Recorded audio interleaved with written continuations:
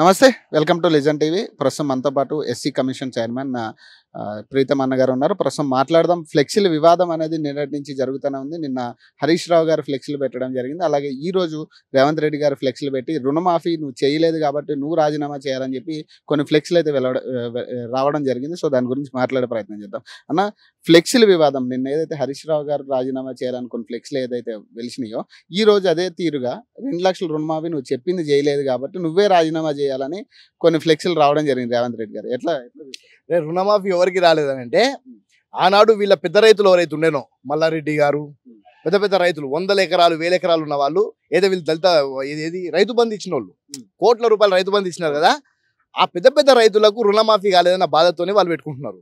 వాస్తవానికి 22 లక్షల రైతులకు ఫస్ట్ టర్మ్లోనే మొత్తం కొట్టిపాడేసినాం మేము. వీళ్ళేమంటారు, ఎక్కడైంది కనిపించట్లేదా? 17,000 కోట్ల చిల్లర వాళ్ళ అకౌంట్లలో పడ్డాయి. మేము కమిటెడ్గా ఉన్నాం.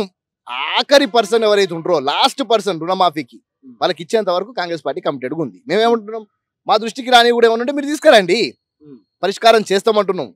మీరు ఏకకాలంలో 1 లక్ష రూపాయలని చెప్పారు. 1 లక్ష రూపాయలని అడపా అసరు కసరు వేసుకుంటే ఏం చేసారు? కేవలం దాన్ని కథం చేసి పడేసారు. అవి మీరు చేసింది మళ్ళీ వడ్డీలకే వీకినాయి. అది చేసింది లేదు, పెట్టింది లేదు. మీరు చెయ్యరు. 5 సంవత్సరాలలో మీరు చేయండి, 5 నెలల్లో మేము చేస్తే హర్షించడం పోయి మళ్ళీ మేము వ్యవస్థ పెట్టినాం. విలేజ్లలో కూడా వ్యవస్థ పెట్టినాం, కలెక్టర్ ఆఫీస్లో కూడా వ్యవస్థ పెట్టినాం. మీ పేరు తప్పున్నా, మీ అకౌంట్ నెంబర్ తప్పున్నా, మీ డీటెయిల్స్ తప్పున్నా, మీ పైసలు మీ దాంట్లో పడతాయి తప్ప అవి ఆగుంటాయి కలెక్టర్ గారి ఫండ్స్లా. ఇవన్నీ తెలవకుండా 10 సంవత్సరాలు రాజకీయం చేసిరంటే, 10 సంవత్సరాలు మంత్రులు చేసిరంటే సిగ్గేస్తుంది. దేంతో ఉన్న వాళ్ళు అర్థం కావట్లే. వీళ్ళకి గంత అవగాహన లేదు. ఫస్ట్ మేము 31,000 కోట్ల రూపాయలను రుణమాఫీ కోసమని తీసి పెట్టినాం పక్కన. అవి వాళ్ళకే ఇస్తాం, బరాబర్ ఇస్తాం. మీరు ఇంకా చేయలేదు, ఇంకా వీళ్ళ అకౌంట్లో వాడలే, వాళ్ళ అకౌంట్లో వాడలే, అందరి అకౌంట్లలో పడతాయి. కేటీఆర్ లెక్క చూపియాలంటుండే, ఎంతమందికి చేసిర్రో ఏందో లెక్క చూపియండి మాకు అంటున్నాడు. అసలు లెక్కలు అడిగే అర్హత నాకు ఉందా? ఈయనకు లెక్కలు వచ్చా? ఏమొచ్చని? ఇప్పుడు డైరెక్ట్గా అమెరికా నుంచి దిగగానే ఎమ్మెల్యే అయ్యిండు, అయ్యా ముఖ్యమంత్రి వాటి మంత్రి అయ్యిండు. మరి ఏమంతా అట్లా కాదు కదా. జెడ్పీటీసీ నుంచి ఎదుక్కుంటూ కార్యకర్త నుంచి ముఖ్యమంత్రి అయ్యిండు. ఈరోజు కార్యకర్తలు ఒక దిక్కు చూస్తుర్రు, అరే మా లెక్క కష్టపడితే మేము కూడా ముఖ్యమంత్రి కావచ్చు అని ఒక ఆశలో ఈరోజు కార్యకర్తలు బతుకుతుర్రు. వీళ్ళేంది, ఏం చేసి వచ్చిర్రు? అమెరికాలో బాత్రూమ్ కడిగినోడు కూడా ఈరోజు వచ్చి లెక్కల గురించి మాట్లాడితే ఏమని చెప్తాం? వీళ్ళకి ఏం కావాలి? ఈయనకి ఎక్కడ లోన్ పెట్టుకుండా ఈయనకు 2 లక్షలు కావాలా చెప్పుర్రి.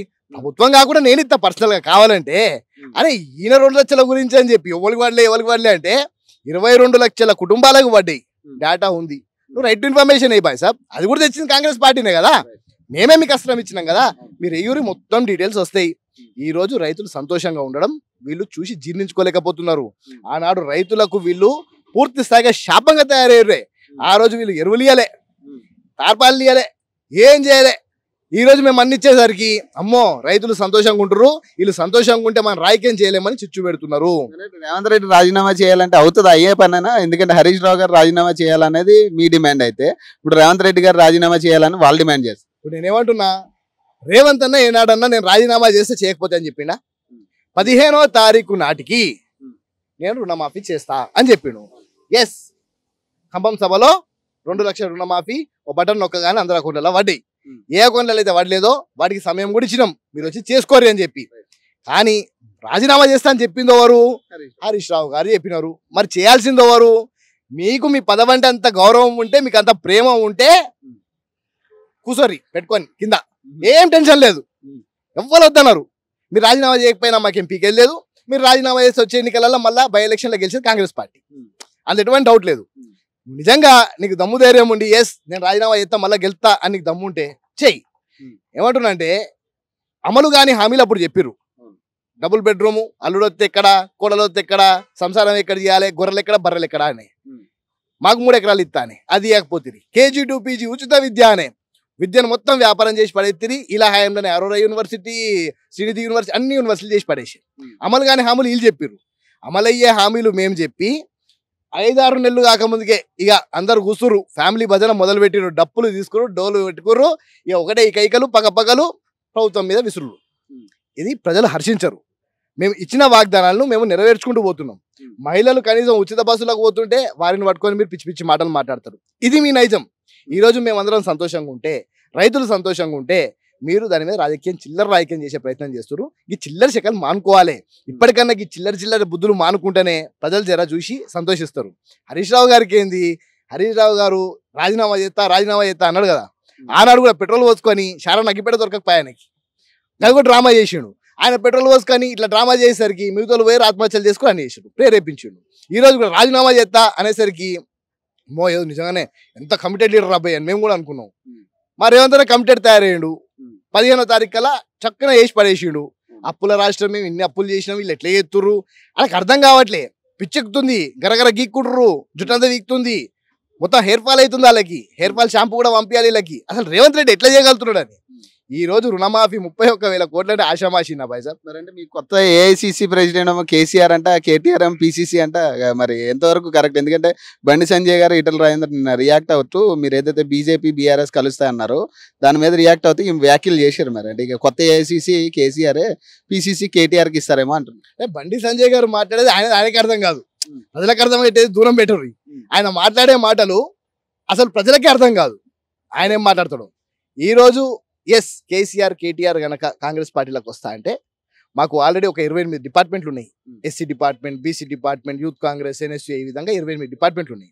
ఒక కొత్త డిపార్ట్మెంట్ తయారు చేస్తాం, దొంగలు అండ్ లంగల సెల్ అని. దానికి ఒక ఆఫీస్ పెడతాం. చెర్లపల్లి జైలు పక్కనే పెద్దగా వీళ్ళకి ఒక ఆఫీస్ పెడతాం. ఎట్లన్నా వీళ్ళ చెర్లపల్లి జైల్లోనే ఉండాలి కాబట్టి ఆ పక్కనే వీళ్ళందరికీ పునరావాసం కల్పిస్తాం. అంత దొంగలు లంగల్ని తీసుకుపోయి దాంట్లో వేస్తాం. దానికి అధ్యక్షుడిని కేసీఆర్ గారు, కేటీఆర్ గారు, మరి అందులో ఎవరైతారో వాళ్ళ ఇష్టం, వాళ్ళు డిసైడ్ చేసుకోమని చెప్పి మేము నామినేట్ చేస్తాం. అంటే బీజేపీ బీఆర్ఎస్ కలిసే పరిస్థితి ఉందా అసలు? అంటే వాళ్ళు చెప్తున్నారు సర్కార్ అంటే అది బీజేపీ డబుల్ ఇంజన్ సర్కార్ అని అంటది. డబుల్ ఇంజన్ అంటే ఏంది? ఒక ఇంజన్ అయితే బీజేపీ, అది మనకు తెలుసు. మరి ఇక్కడ ఇంకో ఇంజన్ ఏది? ఇంకో ఇంజన్ దరిదాపులో అలా కనిపించట్లే కదా. బీఆర్ఎస్ ఇంకో ఇంజన్. అయితే ఈ ఇంజన్లు రెండు కలవాలంటే బీబీ కలిసి ఉండాలి కాబట్టి టీఆర్ఎస్ బీఆర్ఎస్ పెట్టిరు. ఇవి రెండు ఇంజన్, డబుల్ ఇంజన్ సర్కార్. ఇప్పుడు ఒకటే గుంజుదాం అనుకుంటున్నారు, కానీ ఏం కావట్లేదు. ఆడ కవిత బయటకు రావడం కష్టమే. కవిత బయటికి రావాలంటే ఈ విలీనం కావాలి కదా. ఇప్పుడు విలీనం అవుతుంది, అయిన తర్వాత 100% బెయిల్ రావాలి. వస్తే ఇక్కడ విలీనం అవుతుంది. ఎట్టి పరిస్థితుల్లో కేసీఆర్ గారు గవర్నర్ గా ఒకవేళ అపాయింట్ అయితే ఇప్పుడు ఏదైతే ఈ కమిషన్లు అనేవి పడుతున్నాయో, ఆల్రెడీ రైతు పవర్ కొనుగోలు మీద పడ్డది, ఇప్పుడు కాళేశ్వరం మీద పడుతుంది, అన్ని కేసులు పడుతున్నాయి. గవర్నర్ అయితే అదృష్టం ఏంటంటే గవర్నర్ మీద ఈ ఎంక్వైరీలు ఉండయి. అందుకే ఏదో విధంగా పోతున్నాడు, 4 గోడల మధ్యలో కాళ్ళు పట్టుకుంటున్నాడు, మళ్ళీ ఉరికొస్తున్నాడు.